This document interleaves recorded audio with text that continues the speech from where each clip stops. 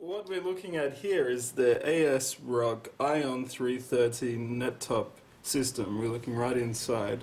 Of course it's using an ASRock motherboard. This is actually the chipset cooler and this is the CPU. It's probably the first time you've actually seen a chipset cooler that is actually bigger than the CPU cooler. Over here we have the system memory.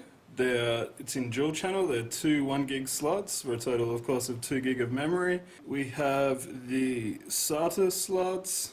And then if we look at the back of the system right here, we have the audio jacks, a SPDIF out port, gigabit networking, 6 USB 2.0 ports, HDMI port, rear extraction for the cooling, and of course a VGA port right here.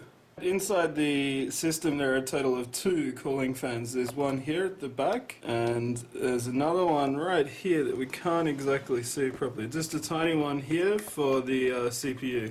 In the particular model we have, which is the Ion 330 Blu-ray, it does come with a Sony Blu-ray disc, a notebook-sized drive, as well as a Seagate hard drive. And it sits nicely in this little stand here. And basically if you want to put it back into the system, all we do is just place it in like so, and then it sits in there just like that. Cooler. Over here we have the system memory.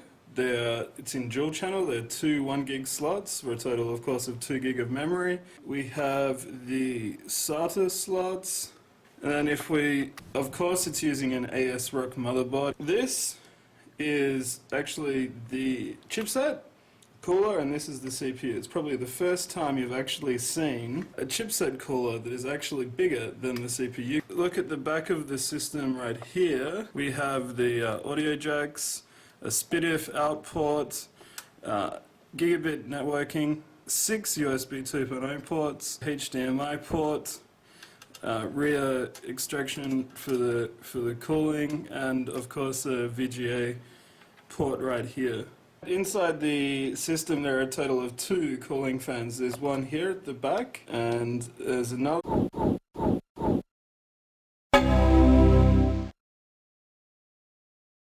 What we're looking at here is the ASRock Ion 330 NetTop system. We're looking right inside.